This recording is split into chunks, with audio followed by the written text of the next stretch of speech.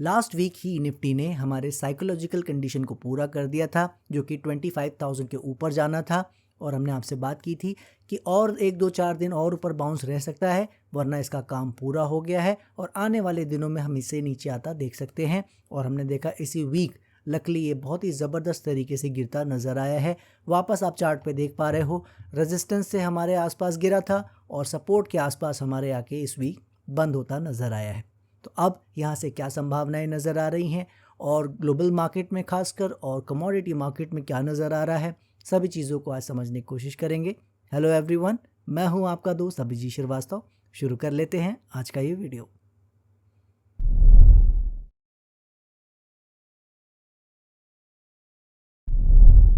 चलिए सबसे पहले बात कर लेते हैं सेक्टर्स की। फार्मा की बात करें तो फार्मा आप देख रहे हो पूरा परफेक्ट तरीके से काम कर रहा है। जो हमारी एक्सपेक्टेशंस रही हैं कि ऊपर नहीं जाना चाहिए, नीचे की ओर गिरना चाहिए, बाउंस जो आता नज़र आ रहा था लास्ट वीक तक, वो आपने देखा इस वीक पूरा होता नज़र आ रहा है। थोड़ा बहुत और अगर समय यहाँ बिताना चाहे, याद रखिए थोड़ा रेंज बनाना चाहे, वो बिल्कुल बिता सकता है, लेकिन इतना ध्यान रखना है कि ऊपर अब 23,100 या उसके ऊपर जाने का अब कोई मतलब नहीं है। तो जल्दी ही हम इसको और नीचे की ओर जाता देख सकते हैं। और देख लेते हैं चार्ट्स में क्या हो रहा है। मेटल की बात करें तो वो भी इस वीक आप देख रहे हो चार्ट्स पे थोड़ा सा नीचे की ओर आता नज़र आया, खिसकता नज़र आया है। हालांकि ओवरऑल अभी रेंज से बाहर नहीं आया है, लेकिन एक पॉजिटिव बात यह है कि एटलीस्ट अपने लो के साइड तो आया है रेंज के। करेक्ट। तो इसीलिए अब देखते हैं यहाँ से क्या ये डिसीजन लेता है। मेरे हिसाब से अब जो भी करना है इसे आने वाले 1-2 वीक में ही ये कुछ ना कुछ अपना इशारा दिखा देगा। बहुत उम्मीद इसकी बन रही है, बाकी देखते हैं क्या करता है। बात करें अगर एनर्जी की, एनर्जी आप देख रहे हो वो पहले से ही फुल फ्लैश गिरता नज़र आ रहा है और ज़बरदस्त फॉल इसने हमें दिखाई है। तो अब इसमें क्या हो सकता है, जाहिर सी बात है आप देख रहे हो इसमें बाउंस भी बहुत अच्छे से नहीं आया जैसा निफ्टी में आया है। तो ये बिल्कुल हो सकता है कि यहाँ थोड़ा बहुत जैसे अब सपोर्ट के आसपास आ रहा है कि 25,000 24,800 इस जोन के आसपास से यहीं कहीं से आप देखो हो सकता है फिर एक बार बाउंस आ जाए। तो इसमें वो कंडीशन बन रही है कि बिल्कुल एक बाउंस ये ले सकता है आने वाले समय में। कहाँ से लेगा, कैसे लेगा, वो हम देखेंगे। आईटी की बात करें, एक चीज़ मैं आपको बताना चाहूँगा कि ये अब बहुत अच्छी जगह पे पहुँच रहा है। एक तो सपोर्ट इसका यही है 34,200 के आसपास, जहाँ इसने अभी लिया है, जहाँ पे ये रुकने की कोशिश कर रहा है। अगर इसको संभाल लेता है तो भी आप यहाँ से थोड़ा बहुत बाउंस देख सकते हो, और थोड़ा बहुत की जगह मैं बोलूँ अगर इस हाई के ऊपर भी जाता नज़र आ सकता है तो कोई बड़ी बात नहीं, याद रखिएगा जगह है इसमें। उसका फ़ायदा ये उठाएगा या नहीं वो देखिए हम नहीं बता सकते, वो तो समय ही बताएगा। ठीक है, तो इसीलिए ध्यान रखना है कि आईटी ऐसी कंडीशन में है जिसने जल्दी बाउंस शुरू कर दिया था, बाउंस ऊपर तक नहीं गया है, तो इसीलिए अभी भी ये ऊपर की ओर जा सकता है। जाएगा या नहीं ये तो वक्त बताएगा। ठीक है, बस आज इतना और कह सकता हूँ कि अगर ये नहीं गया तो ये बहुत ज़्यादा अंडर परफॉर्मेंस आने वाले समय में कर सकता है, बहुत ज़्यादा ख़राब कर सकता है, फिर उस तरह की कंडीशंस बनेंगी इसमें। तो इस चीज़ को ध्यान रखना है, बाकी देखते हैं क्या करता है। ऑटो की बात करें, ऑटो जैसा मैंने आपसे कहा था कि ऊपर 26,000 के आसपास, थोड़ा और ऊपर हल्का सा 100-200 पॉइंट इन एरियाज़ तक जाना चाहे तो ये जा सकता है, वरना यहीं कहीं से ये वापस नीचे की इसकी यात्रा शुरू हो जानी चाहिए। इसके ऊपर हम इसे जाता नहीं देख रहे हैं फ़िलहाल। क्या देखा आपने? आपने देखा ये यहीं जो लास्ट वीक हाई लगा था उसी से ही गिरना शुरू हुआ है। अभी हालांकि इतना फॉल नहीं आया है कोई सिग्निफिकेंट जिसको हम लेकर कोई बात कर सकें, लेकिन इतना ज़रूर है कि एक फॉल लेने की एटलीस्ट कोशिश कर रहा है, यानी ऊपर से प्रेशर तो आ रहा है। राइट, अब ये प्रेशर कितना रियल है कितना फेक है वो तो देखिए आने वाला समय बताएगा।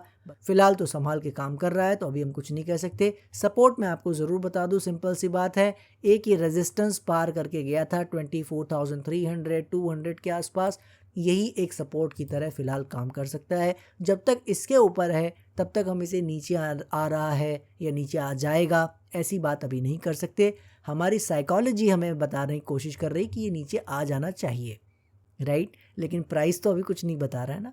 सपोर्ट को हम बिल्कुल फॉलो करेंगे, आगे आगे इसलिए काम नहीं करते हैं। बात कर लें एफएमसीजी की, एफएमसीजी वही रेंज में चल रहा है, कोई आपका टाइम वेस्ट नहीं करेंगे, महीनों से वही बात करते आ रहे हैं, सेम पॉइंट यहाँ पे भी वही लागू है। पीएसयू बैंक में आप देख पा रहे हो जो एक रेंज चल रही थी वो अभी भी चल रही है, मगर अब ये जो आप देख रहे हो सपोर्ट एक तरीके से चल रहा था उसको फ़िलहाल ब्रेक करने की कोशिश ही कर रहा है। अभी मैं ये नहीं कहूँगा कामयाब हो गया है, मगर इस रेंज से बाहर आने की ये भी अब कोशिश कर रहा है। और जैसा मैंने आपसे लास्ट वीक ही कहा था कि ये बहुत समय तक यहाँ रुक जाए, ऐसा संभव नहीं है जल्दी। मार्केट है ये, हम इसको पूरी तरह से वो डिक्टेट नहीं कर सकते, लेकिन इतना ज़रूर है कि ये यहाँ ज़्यादा समय लेगा नहीं। या तो ये ब्रेकआउट ऊपर दे देगा, हमारे पॉइंट को गलत कर देगा, और या तो हम जो सोच रहे हैं कि इसकी यात्रा नीचे शुरू हो जानी चाहिए, वो जल्दी ही कर देगा। तो अभी तक संभावना, क्लैरिटी प्राइस पे वही दिख रही है कि नीचे आने का प्रयास कर रहा है। तो देखते हैं आने वाले हफ्तों में ये क्या करता है। रियल्टी की बात करें तो उसका बैंड आप देख रहे हो पहले ही बच चुका है, जिसकी बात आपसे हम पहले ही बता गए थे, और अब बस वही सपोर्ट के आसपास ये वही ऊपर नीचे कर रहा है। तो अभी यहाँ से क्या करेगा कुछ नहीं कह सकते। बाउंस लेने की क्या जगह है? बिल्कुल है, बिल्कुल बाउंस आना चाहे तो आ सकता है। याद रखिएगा ये फिर से लो के आसपास आ गया है। समझिए अंडर परफॉर्मेंस का खेल जो मैंने आपको बताया है। ऐसी अंडर परफॉर्मेंस आपको याद होगा हम लोग बैंक निफ्टी से उम्मीद कर रहे थे कि उसे करना चाहिए। किया है या नहीं वो भी हम लोग चार्ट पे देखेंगे।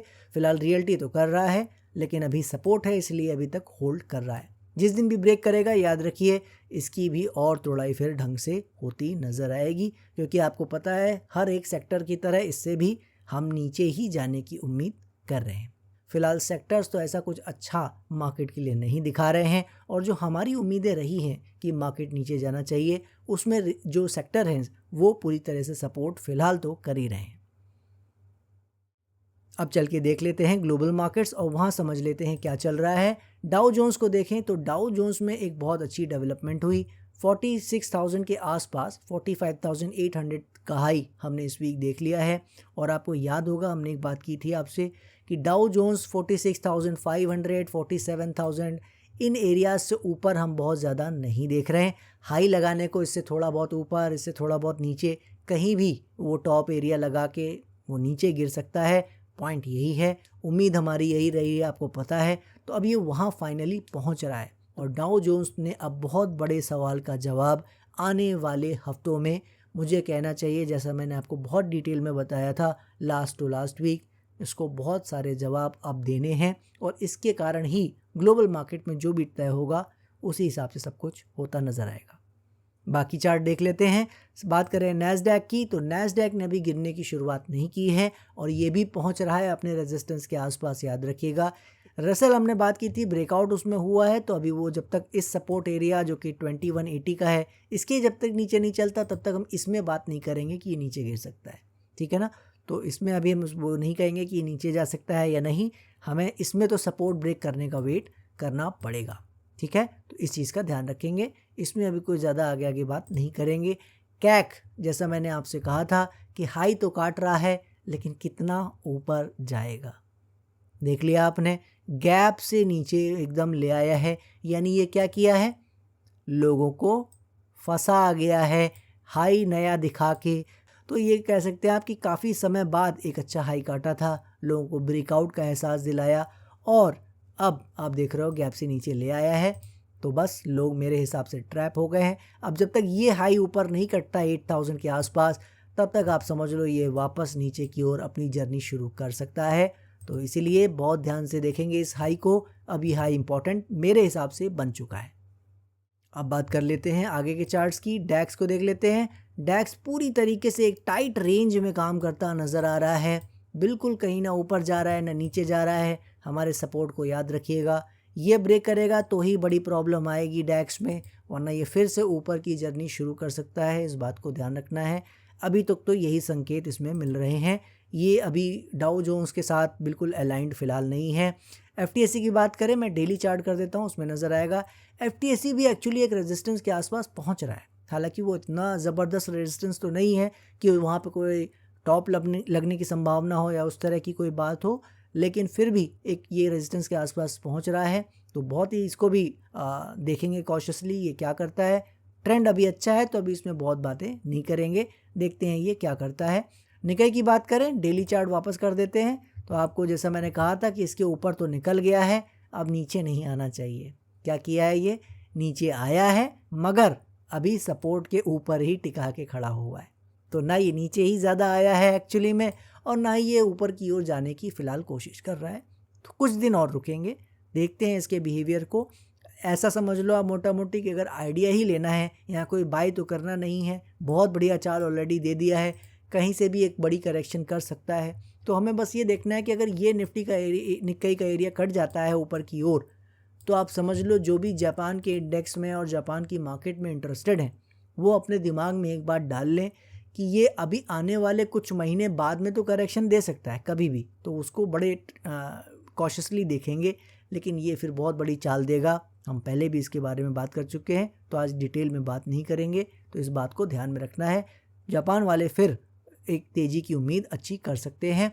ब्राज़ील की बात करें तो ब्राज़ील भी बहुत अच्छे से ऊपर आया है, लेकिन मैंने आपसे पहले ही बताया है कि ये थोड़ा सा और ऊपर जा सकता था। हमने यहाँ पे भी कहा था, यहाँ पे भी कह रहे हैं आपसे कि थोड़ा सा और ऊपर ज़रूर जा सकता है, लेकिन बहुत ऊपर यहाँ से निकल जाएगा अभी हम उसकी उम्मीद नहीं कर रहे हैं। अगर वैसा कुछ करेगा हम बिल्कुल मान लेंगे। मैंने आपसे कहा भी है कि 1-2 मंथ्स ही बचे हैं जो हमारी एक्सपेक्टेशन थी करेक्शन की, याद है यहाँ से।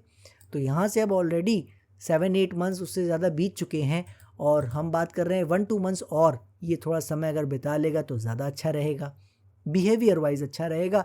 नहीं तो अगर ऊपर निकल जाएगा तो हम उसे कोई रोकने तो जा नहीं रहे, ठीक है। तो बस देखना ये है कि अगर ये ब्रेकआउट यहाँ से एक बहुत अच्छी चाल मिल जाती है तो हम मान लेंगे, अदरवाइज़ ये फिर से नीचे आ सकता है, इस बात को ध्यान रखना है। बात कर लेते हैं अगर करेंसी की, डॉलर की, तो डॉलर आपके साथ वहीं खड़े हुए हैं, कोई इसमें टाइम वेस्ट नहीं करेंगे। जब तक 96 का एरिया होल्ड है ये फिर से ऊपर और जा सकता है, 100 के ऊपर भी जा सकता है, इस बात को याद रखना है। अभी इससे बहुत फ़र्क नहीं पड़ रहा है, उसी तरह बॉन्ड यील्ड से नहीं पड़ रहा है। बॉन्ड यील्ड 2025 एंड होते होते डिसीजन ले सकता है, याद रखिएगा। अगर इसका और रेंज में जाने का मूड है और यहाँ से महीनों के महीनों और साल के साल यहीं बिताने का मूड है तो देखिए वो मैं नहीं जानता। तो एक समय इसका आ रहा है कि नवंबर दिसंबर तक 2025 में ही ये बॉन्ड यील्ड या तो ब्रेकआउट दे देगा, परेशानी खड़ी कर देगा यूएस के लिए, और या तो फिर ये नीचे जब कटेगा तो फिर उसकी बात करेंगे। फ़िलहाल अभी रेंज में है तो अभी कुछ ज़्यादा कहने की बात नहीं है। हमारा INR बहुत ही ज़बरदस्त एक ब्रेकआउट देने की कोशिश करता नज़र आया और मुझे कहना चाहिए कि सबके लिए ब्रेकआउट ऑलरेडी हो गया है, पब्लिकली सबको अनाउंस हो गया कि बहुत बड़ा ब्रेकआउट हो गया है। ये पब्लिक को फंसाने के तरीके हैं। इतना तो अगर आप हमारे वीडियोस सुनते आ रहे हैं कुछ मंथ से तो आपको इतना अंदाज़ा लग गया कि लोगों को ट्रैप कैसे किया जाता है।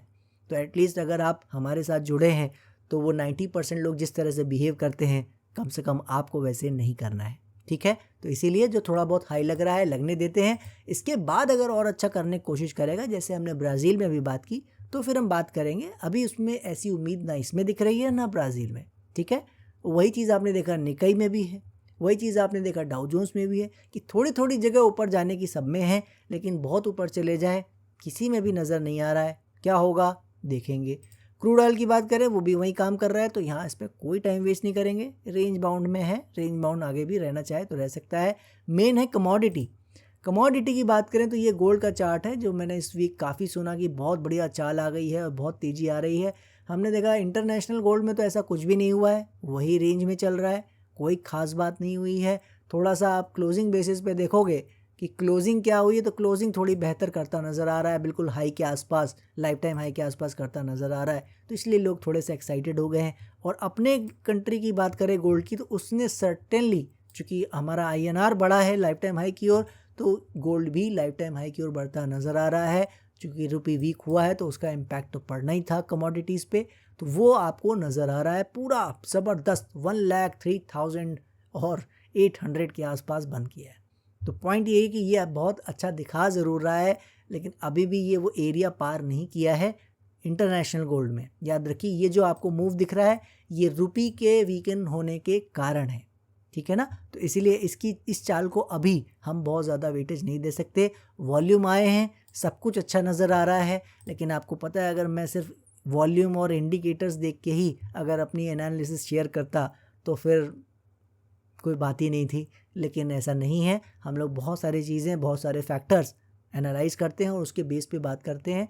तो अभी इसको रियल मानना ठीक नहीं है, देखते हैं आगे क्या करता है। हम तो खुद ही बात करते आ रहे हैं गोल्ड और सिल्वर में बहुत तेज़ी है, और आज से नहीं, आपको पता है बहुत नीचे से बात करते आ रहे हैं। सबसे पहले देख लेते हैं जूनियर निफ्टी को। जूनियर निफ्टी अपना बहुत ही शानदार तरीके से रेजिस्टेंस को फॉलो करके नीचे की ओर आता नज़र आ रहा है। तो ये भी मार्केट के लिए अच्छा नहीं दिख रहा है, जैसा हम उम्मीद कर रहे हैं कि कुछ भी अच्छा नहीं होना चाहिए तो वैसे ही दिख रहा है। तो इसीलिए थोड़ा सा कॉशियस रहेंगे। स्मॉल कैप की बात करें अगर, तो ये रहा आपका स्मॉल कैप। स्मॉल कैप की बात करें तो उसकी देख रहे हो आप तोड़ाई ज़बरदस्त हो गई है। अगर मैं आज ये कहूँ कि आपके पोर्टफोलियो में ढंग का इरोजन हुआ है, आपके पास अगर स्मॉल कैप के स्टॉक हैं तो वो तो ज़बरदस्त उनमें पिटाई हुई है, तो ये कोई बड़ी बात नहीं है। काफ़ी अच्छा मार्केट में फॉल ऑलरेडी, जब अभी निफ्टी ने गिरना बहुत शुरू नहीं किया है, स्टॉक्स में बहुत अच्छा फॉल आता नज़र आया है।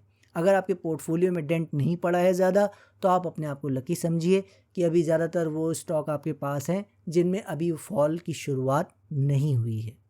तो स्मॉल कैप जो है वो बढ़िया तरीके से बिल्कुल लो की ओर आ रहा है, सपोर्ट एरिया के हमारे करीब पहुंच रहा है। यहाँ से क्या करेगा वो देखना दिलचस्प होगा, क्योंकि यही सब एरियाज़ है ना जो डिसाइसिव हैं। या तो यहाँ से सब कुछ लौट जाएगा और नई तेज़ी की शुरुआत हो जाएगी, हम गलत हो जाएंगे, वो उसको हम लोग देखेंगे, वो हम लोग उम्मीद नहीं कर रहे हैं।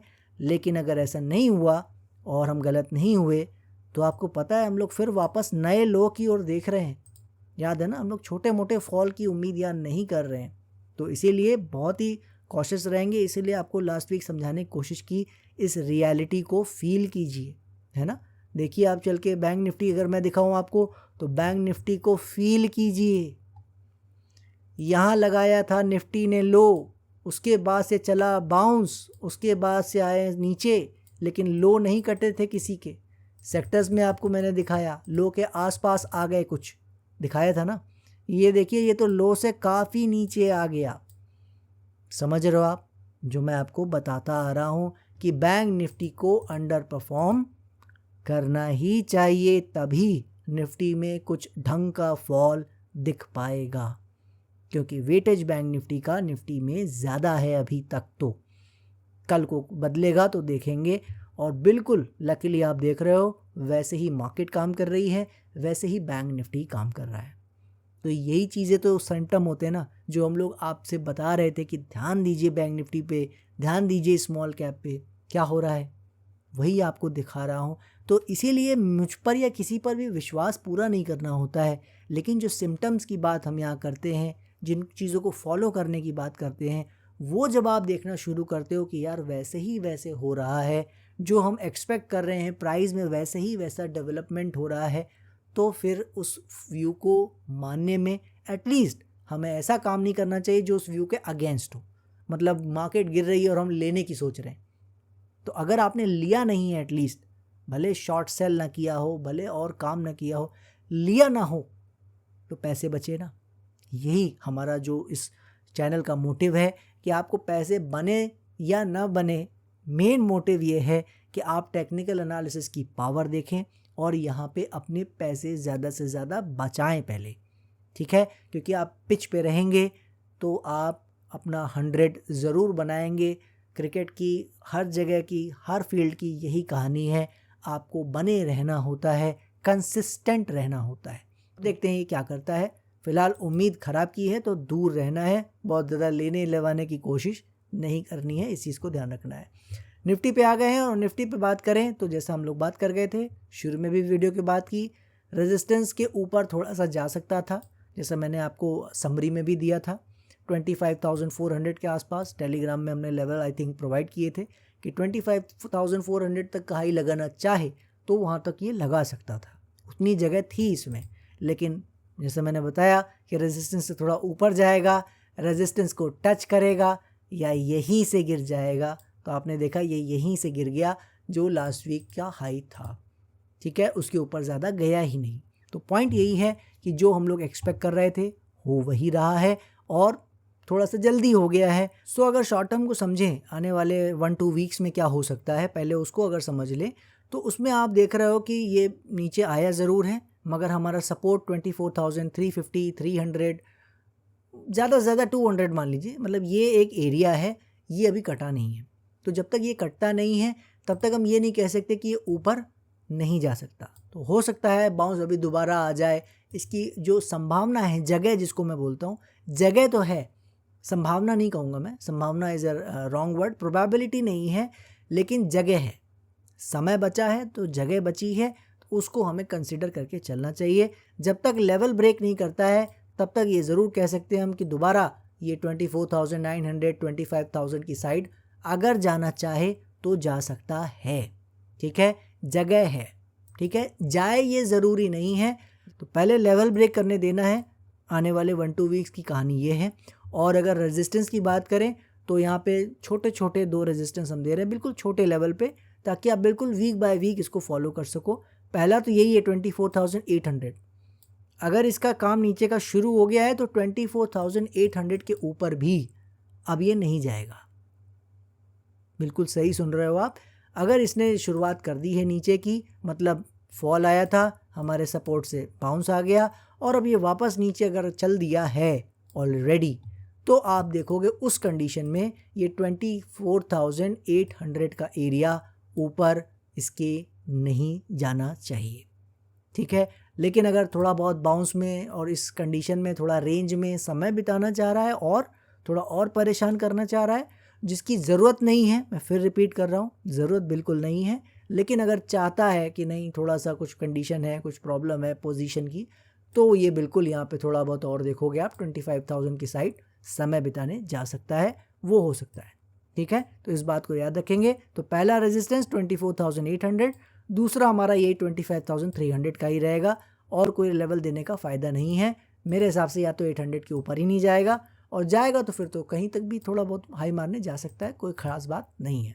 ठीक है, और सपोर्ट आपको पता है, उस पर विशेष ध्यान रखना है। उसके टूटते ही इनकी धारा नीचे की ज़बरदस्त हो जाएगी, ये याद रखना है। तो बहुत ही ज़्यादा कॉशियस रहना है, क्योंकि अब आप देख रहे हो शॉर्ट टर्म की भाषा, जो 1-2 वीक्स की भाषा है, वो हमारे ओवरऑल व्यू की जो लैंग्वेज है उसके साथ सिंक हो रही है ना। तो इसीलिए समझने की कोशिश करना है। मैं क्यों लास्ट वीक इतना डिटेल में बात कर गया, सब कुछ क्यों उसमें मैंने बताया आपको वापस से, इसीलिए बताया कि अब हम उस रियलिटी के काफ़ी नज़दीक आ गए हैं।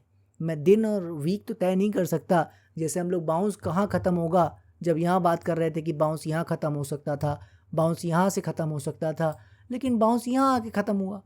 तो वो डे हम लोग तय नहीं कर पा रहे थे, लेकिन लेवल तो वही निकला ना, आखिर एरिया तो वही निकला ना, कि जहाँ से हम लोग उम्मीद कर रहे थे कि गिरना चाहिए वहीं से गिर गया। ठीक है, थोड़ा समय हमारी सोच से ज़्यादा लिया, मगर गिरा वहीं से।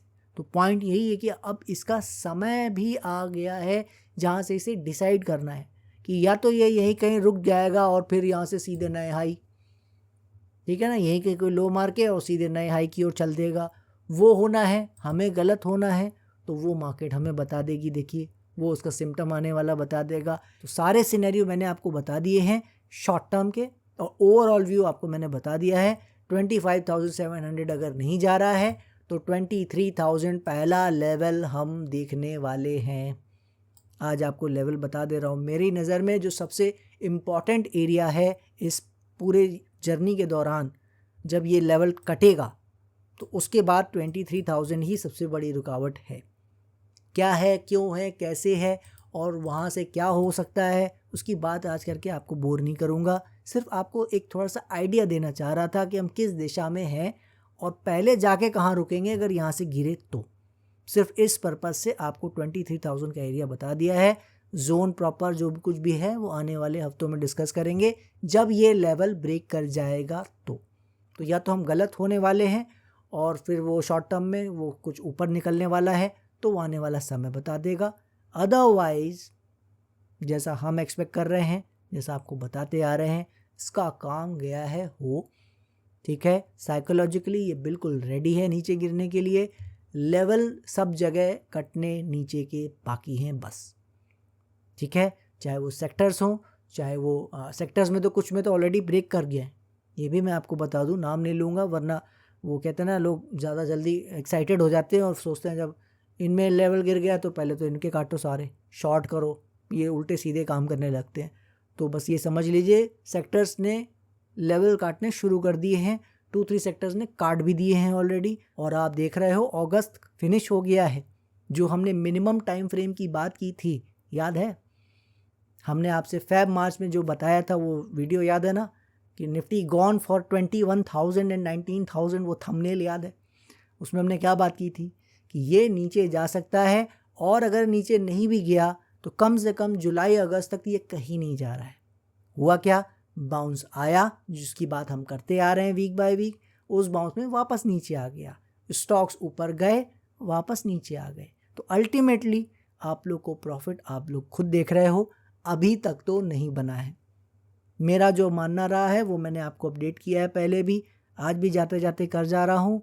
ये 2026 मार्च अप्रैल तक कहानी ये कम से कम खिंच सकती है।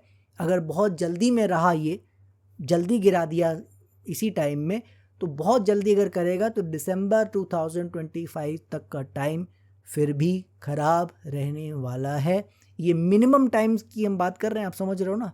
तो मिनिमम टाइम जो हमने जुलाई अगस्त का दिया था वो ऑलरेडी फिनिश हो चुका है, और आज हम आपको ये बता रहे हैं कि मिनिमम टाइम अभी भी 3-4 मंथ्स का लग सकता है, और मार्च अप्रैल 2026 का तो हम देख रहे हैं कि वहाँ तक तो लग ही सकता है।